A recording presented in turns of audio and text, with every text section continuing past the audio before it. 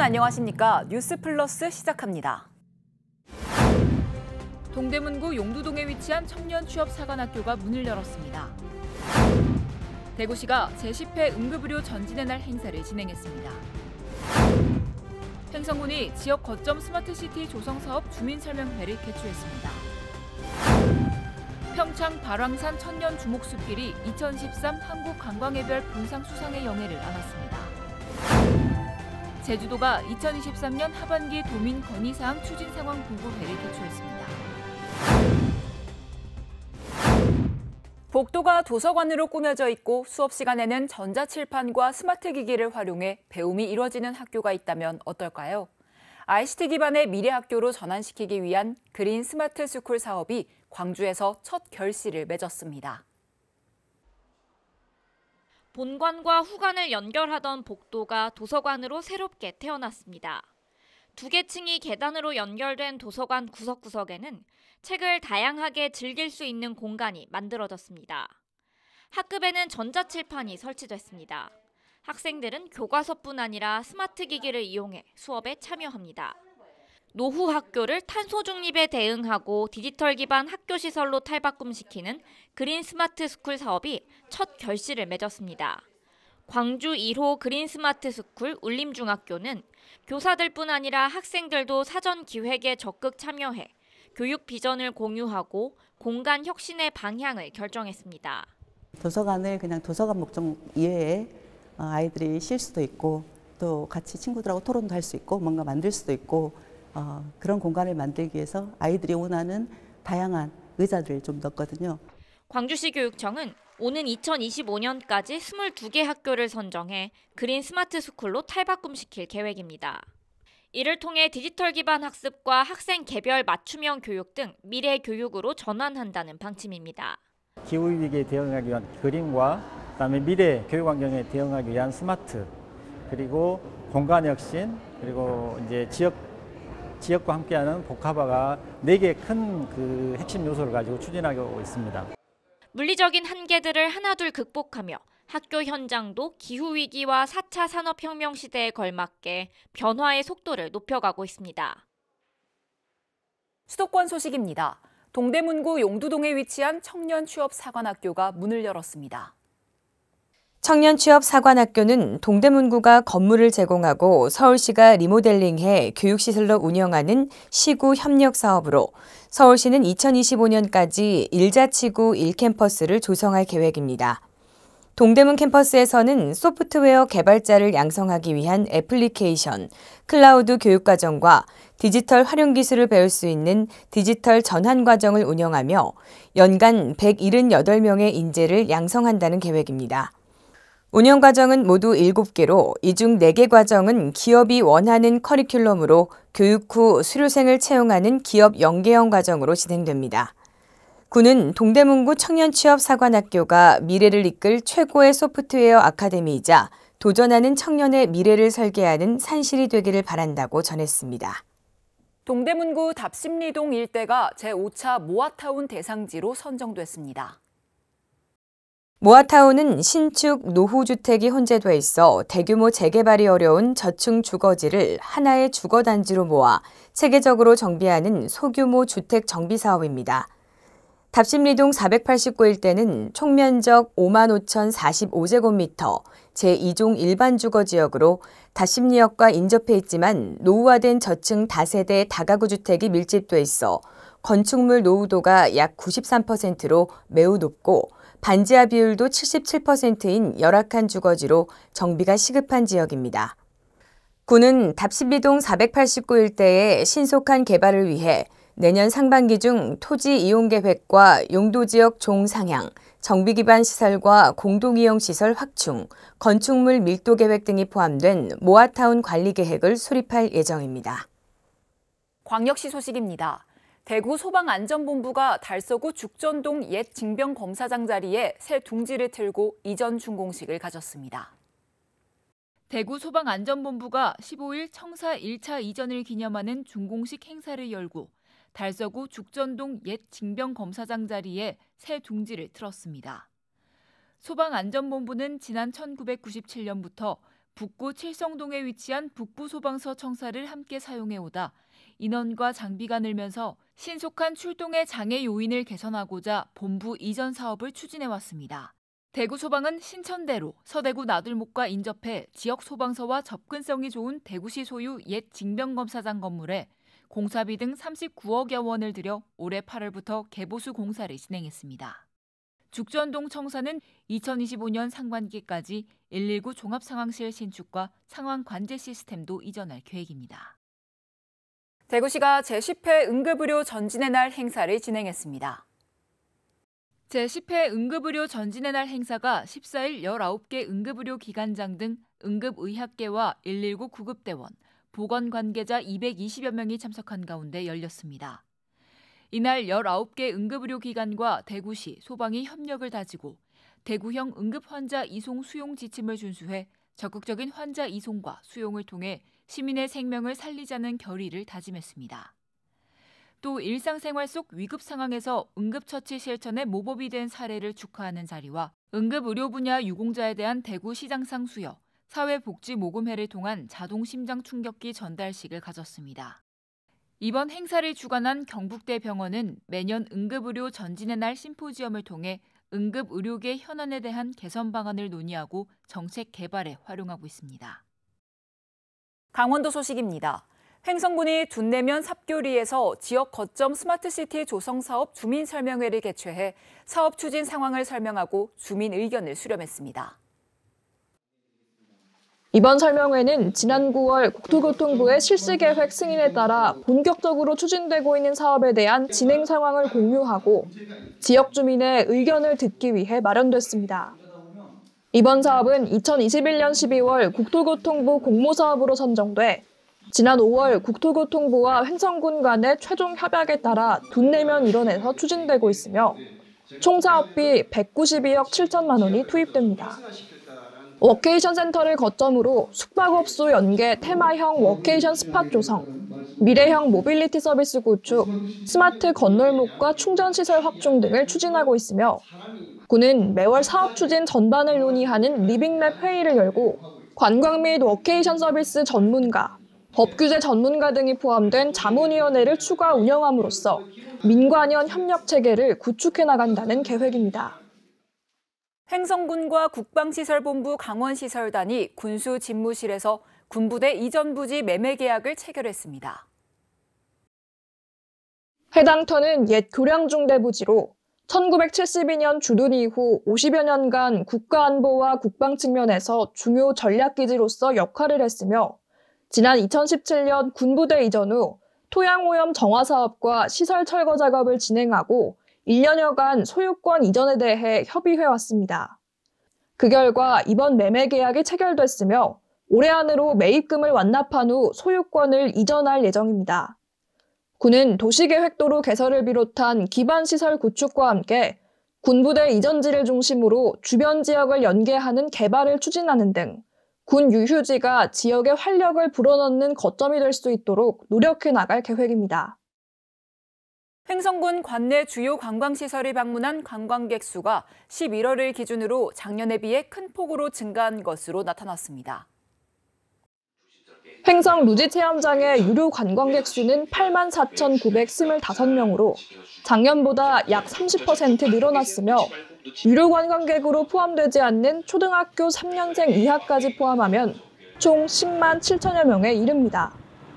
이외에도 횡성 호수길 5구간은 2022년 대비 1,087명이 증가한 13만 661명이 방문한 것으로 집계됐으며 안흥 찐빵 모락모락 마을에는 45%, 풍수원 성당 유물전시관에는 35% 많은 방문객이 찾았습니다. 평창 발왕산 천년 주목숲길이 문화체육관광부가 주최하고 한국관광공사가 주관하는 2023 한국관광의별 본상 수상의 영예를 안았습니다. 한국관광의별은 관광 발전에 기여한 지방자치단체와 단체, 개인 등을 발굴해 수여하는 상으로 한국 관광 분야 최고 권위의 상입니다.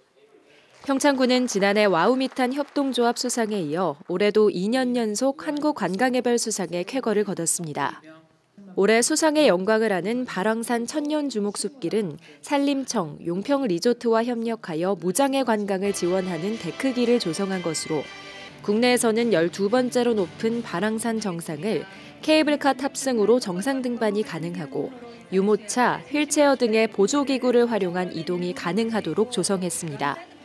평창군은 앞으로도 지속적인 노력과 창의성 있는 관광산업에 기여하며 더 많은 관광객들에게 풍요로운 경험을 제공하기 위해 노력하겠다고 밝혔습니다. 대한적십자봉사회 평창지구협의회는 2023년 평창군 적십자 봉사원 대회를 진행했습니다. 행사에는 평창군 자원봉사센터장을 비롯한 관내 기관 사회단체장과 봉사회원 150여 명이 참석한 가운데 지난 1년간의 성과를 공유하고 읍면 봉사회원 간 화합을 도모하는 시간을 가졌습니다. 2023년 적십자 봉사회 활동 동영상 시청을 시작으로 유공자 표창, 이목기 군협의회장의 대회사, 각급 기관장의 격려사 및 축사 순으로 진행됐습니다. 평창군은 일상의 작은 봉사부터 큰 축제 개최 지원까지 봉사원들의 손길이 닿지 않은 곳이 없다며 회원 모두 자긍심을 갖고 앞으로도 지역사회를 위해 노력해 주시길 부탁드린다고 전했습니다. 충청도 소식입니다. 충청북도와 한국수자원공사가 물에너지 개발 확대 및 에너지 자립률 제고를 위한 업무 협약을 맺었습니다. 협약을 통해 친환경 수열에너지 개발, 물에너지 활용 도내 기업의 아리백 확산 지원 등에 상호 협력하기로 했습니다. 한편 충청북도와 청주시, K워터는 대청댐 수열에너지 특화단지 수립 용역을 진행하는 등 신재생 에너지 사업들을 추진하고 있습니다. 장병훈 K워터 수자원 환경부문장은 이번 협약은 지자체와 공동으로 신재생 에너지의 개발 확대를 위해 협력하는 좋은 사례로 청정에너지 개발과 에너지 자립률 제고를 위해 노력하겠다고 밝혔습니다. 중부 내륙지원특별법이 국회 본회의를 통과했습니다. 국회는 본회의에서 재적의원 210명 가운데 찬성 194명, 반대 5명, 기권 11명으로 중부내륙 연계발전 지역 지원에 관한 특별법안을 행정안전위원회 수정안 대로 가결했습니다. 지난해 12월 정우택 국회 부의장이 특별법안을 대표 발의한 지 1년 만입니다. 특별법은 정부의 개발 정책에서 제외된 중부내륙 지역에 대한 체계적인 발전계획 수립과 지원 등의 내용을 담고 있습니다. 충청북도는 내년 1월부터 개정안 작업에 착수하고 행안부와 시행령 제정을 적극적으로 협의해 나갈 계획입니다. 아울러 많은 도민들이 법 내용을 쉽게 알 수 있도록 홍보를 추진할 예정입니다. 청주국제공항 민간 전용 활주로 신설 및 활성화 토론회가 충북연구원 대회의실에서 개최됐습니다. 이번 토론회에서는 충북 균형발전 과정의 경과보고와 청주국제공항 현황 및 추진 방향을 주제로 발표가 진행됐습니다. 토론회에 참석한 충북도 김명규 경제부지사는 증가하는 항공 수요를 감당할 수 있는 민간 전용 활주로는 반드시 필요하다고 강조하며 내년 국토교통부의 제7차 공항개발 종합계획에 반영이 필요하다고 말했습니다. 이에 토론회에 참석한 전문가들은 청주국제공항 민간 전용 활주로 신설에 적극적으로 협력하겠다고 화답했습니다. 이어서 경상도 소식입니다. 경상북도가 컨벤션홀에서 제60회 무역의 날 대구 경북 행사를 진행했습니다. 기업인과 가족, 수출 유관기관 등 300여 명이 참석한 가운데 열린 이번 행사는 무역의 날을 기념해 수출의 탑 및 유공자 포상 등을 진행했습니다. 이날 경상북도는 수출의 탑 74개를 비롯해 은탑 산업훈장 등 26명의 중앙포상, 특수유공 6명 전수식과 함께 32명의 도지사 표창을 수여했습니다. 은탑 산업훈장 수상자는 에코프로이엠, 포스코 퓨처엠 등이 수상했으며 국무총리 표창은 엔솔외 4명 등이 수상의 영예를 안았습니다. 이철우 경북도지사는 앞으로도 경북의 수출기업이 세계적인 기업으로 성장해 경북에서 더 많은 투자가 일어나도록 최선을 다하겠다고 설명했습니다. 계속해서 광주 전남 소식입니다. 18년 전 제2프로젝트란 이름으로 불려졌던 서남권 관광 레저형 기업 도시인 솔라시도. 지난 10년간 행정 절차를 밟느라 지지부진했습니다. 그런데 내년부터는 인허가 절차가 간소화돼 사업이 빠르게 추진될 것으로 보입니다. 지난 2013년 첫 삽을 뜬 솔라시도 스마트시티 조성사업. 해남 산이 구성지구와 영암 3호 3포지구 1,000만여 평에 인구 5만 명 규모의 관광레저 기반 기업도시를 조성하는 프로젝트입니다. 공유수면 매립 준공이 지난 2018년에야 이루어지면서 그만큼 사업이 더디게 진행돼 왔습니다. 눈에 띄는 부분은 5년째 운영 중인 골프장과 내년 상반기 1단계 개장 예정인 산이정원 정도입니다. 그러나 내년부터는 사업 추진 속도가 빨라질 것으로 보입니다. 먼저 인허가 절차가 대폭 간소화되고 전략적으로 추진하는 사업에 펀드가 조성됩니다. 좀 패스트트랙을 도입하여 기존의 사업자들이 추진했던 그런 인허가 절차 기간을 대폭 줄이는 것들을 노력하고요. 두 번째로는 전라남도가 중요한 관광 사업에 대해서 지역 활성화 펀드를 조성 참여하여 솔라시도 활성화를 좀 기여할 겁니다. 또 국제자동차 경주장과 연기한 청년 테마파크 벨로시티 조성과 영암호 복합해양 관광 레저 개발, 청년 팩토리 사업 등이 본격적으로 추진될 전망입니다. 솔라시도가 자율주행차 시범 운행지구로 지정된 점도 고무적입니다.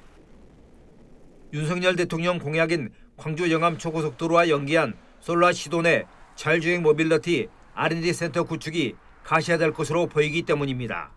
기업에서 개발된 이제 자율주행 기술이라던가 아니면 아우토반에서 적용할 수 있는 이제 미래 모빌리티 기술을 기업이 직접 개발하고 그걸 아우토반에 실제 적용함으로써 기업 활성화나 산업 활성화가 일어날 수 있을 것으로 기대됩니다.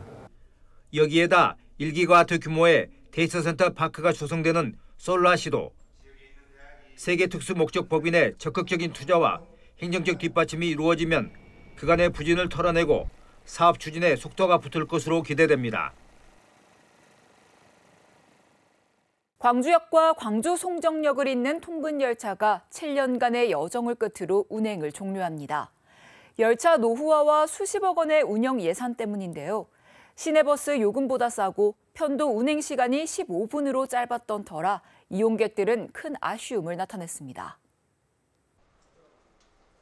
지난 2017년부터 광주역과 광주 송정역 통근열차를 운행해온 기관사 홍기춘 씨. 홍 씨의 운전도 마무리됐습니다. 매일 아침 열차를 이용해온 승객들과 쌓였던 정만큼이나 미련이 가득합니다. 저는 오늘이 마지막이거든요. 앞으로 이틀 더 운행할 텐데 오늘 저 마지막 오면서도 기분이 좀 이상했어요. 마지막이라는 것이 좀 아쉽고. 광주역과 광주 송정역을 15분 만에 연결하던 통근열차가 오는 17일을 끝으로 7년간의 운행을 종료합니다. 내구 연한이 지난 노후화된 차량을 교체하려면 예산이 연간 15억 원에서 60억 원으로 늘어나 광주시의 부담이 커지기 때문입니다. 4년째 통근열차를 이용해온 강광석 씨는 다음 주부터는 직접 차를 몰고 출근할 계획입니다. 요금도 1,000원이라 부담이 적었는데 이제는 기름값 걱정이 앞섭니다. 이 차가 제일 좋았는데 이제는 광산구 쪽으로 이제 차를 직접 운행해서 저는 좀 아쉽습니다. 이게. 직장인 김선진 씨도 15분이면 충분했던 출근길이 이제는 1시간으로 늘어나게 돼 고민이 큽니다. 버스를 한 번에 가는 건 있지만 버스 타면 1시간, 그다음에 열차를 환승해서 가면 한 50분 정도 걸리는데요. 이제 통근열차 타면 적어도 한 10분, 20분은 훨씬 줄일 수 있으니까. 광주시는 시내버스가 있고 2026년 도시철도 2호선이 개통하는 만큼 대체 수단이 충분하다는 입장입니다. 하지만 하루 평균 500여 명의 시민을 싣고 달리던 통근열차의 마지막 운행에 이용객들은 아쉬움을 감추지 못했습니다. 광주광역시와 전라남도가 광주 군공항과 무안공항의 통합 이전에 적극 협력하기로 했습니다. 군공항 이전 문제에 의미 있는 진전이 있다면 광주 민간공항을 호남 고속철도 2단계 개통 시기인 2025년에 맞춰 무안국제공항으로 이전하기로 한 건데요. 다만 의미 있는 진전이 무엇인지에 대해선 말을 아꼈습니다. 7개월 만에 다시 나란히 앉은 강기정 광주시장과 김영록 전남도지사. 민간공항과 군공항 이전 문제를 두고 2시간에 걸쳐 논의한 끝에 5개 항으로 이뤄진 발표문을 내놨습니다. 방점은 군공항과 민간공항의 무한 통합 이전에 찍혔습니다. 이들은 광주 민간공항을 KTX 2단계 개통 시기인 2025년에 맞춰 무안국제공항으로 이전하기로 합의했습니다. 다만 그 선결 조건인 광주 군공항 이전 문제에 의미 있는 진전이 무엇인지에 대해서는 결론을 짓지 못했습니다. 지금 정하기에는 너무 복잡하기도 하고 또 여러 가지 해석이 가능하기 때문에 의미 있는 진전은 말 그대로 의미 있는 진전으로 해석키로 했습니다. 시도지사는 무안의 여론을 돌리기 위한 노력에도 힘을 모으기로 했습니다. 광주시는 지원기금 선정립을 포함한 광주 군공항 유치지역 지원조례 제정을, 전남도는 무안 미래지역발전 비전을 추진한다는 계획입니다. 여전히 완강한 태도를 보이고 있는 김산 무안군수를 설득하는 일도 함께 노력하기로 뜻을 모았습니다. 이제 여기 합의문에 이런 내용이 없습니다만은 시장님하고 저하고 필요하면은 무안 군수님 만나러 함께 가겠다 이렇게까지도 이야기를 했습니다. 시도가 군공항과 민간공항의 통합 이전을 함께 추진하기로 하면서 공항 이전 문제가 속도를 내게 됐습니다. 다만 군공항 유치 의향서 제출 당사자인 무안군이 빠진 합의인데다 향후 의미 있는 진전이 무엇인지를 두고 갈등의 불씨를 남겨뒀다는 해석입니다. 여수시가 제19회 여수시장기 재난대응 응급처치 경연대회와 안전결의대회를 가졌습니다. 여수시와 여수산단 석유화학안전관리위원회, 여수산단 공동발전협의회가 공동으로 주관한 이번 대회는 200여 명이 참석해 보호장비 착용법과 심폐소생술, 제세동기 조작법 등 총 4개 분야로 진행했습니다. 이날 경연대회 행사장에는 호흡보호구, 보안경, 가스안전 계측기 등의 안전용품 전시 부스도 운영했습니다. 재단법인 2026 여수 세계선 박람회 조직위원회가 출범식을 갖고 박람회 추진을 본격화하고 있습니다. 이번에 구성된 조직위원회는 행사장 조성과 전시 연출, 홍보와 참가국 유치 등의 역할을 수행하게 됩니다. 한편 시는 지난 2021년 8월 2026 여수 세계선 박람회 국제행사 승인 이후 타당성 검토 등 설립 절차를 발빠르게 진행해 박람회 개최 준비를 차질 없이 진행 중입니다. 특별자치도 소식입니다. 제주도가 2023년 하반기 도민 건의사항 추진 상황 보고회를 개최했습니다. 보고회에는 오영훈 지사를 비롯해 행정 정무부지사, 실국장, 직속기관 및 사업소장 등 30여 명이 참석했습니다. 제주도는 민선 8기 들어 총 271건의 도민 건의사항이 접수됐고 이 중 126건의 건의사항을 처리 완료하고 114건은 추진하고 있습니다. 분야별로는 제주시 60건, 서귀포시 33건이었으며 건의사항 처리와 관련해 도시균형추진단외 5개 부서가 모두 마무리했습니다. 추진 중인 건의사항은 제주시 42건, 서귀포시 26건, 상하수도본부 7건, 특별자치행정국 및 경제활력국 5건 등입니다. 한편 제주도가 신속한 민원 해결과 사후 조치로 도민 불편을 최소화하기 위해 행정력을 집중하고 있습니다. 제주도가 설문대 여성문화센터에서 2023 제주특별자치도 새마을 지도자 대회를 개최했습니다. 이번 대회는 새마을운동, 이제 청년이 앞장섭니다라는 주제로 올 한 해 새마을운동 추진 성과를 보고하고 지역 발전의 결의를 다지기 위해 마련됐습니다. 기념식에는 오형훈 지사, 김황국 제주도의회 부의장, 곽대훈 새마을운동 중앙회장 등 450여 명이 참석했습니다. 이날 행사는 정부 포상, 유공자 표창 수여, 청년의 약속 선언 낭독 등의 순으로 진행됐습니다. 오영훈 지사는 새마을회 지도자 여러분들이 2040 플라스틱 제로 운동, 600만 그루 나무 심기 등에 참여한 덕분에 주요 사업이 성공적으로 진행되고 있다고 감사를 전했습니다. 설이나 추석 등 우리 민족이 오래전부터 지내온 민족 5대 명절이 국가무형유산으로 지정됩니다. 문화재청은 최근 온 국민이 함께 전승해온 공동체의 생활 관습으로 확대하면서 명절도 무형유산에 포함시키기로 했는데요. 이번에 지정된 무형유산에는 한식, 단오, 동지 등이 포함됐으며 명절의 가치를 널리 확산하는 데 기여할 것으로 기대된다고 밝혔습니다. 지역 공동체의 가치가 담긴 우리나라의 전통 명절에 많은 관심 바랍니다. 뉴스 마칩니다. 시청해주신 여러분 고맙습니다.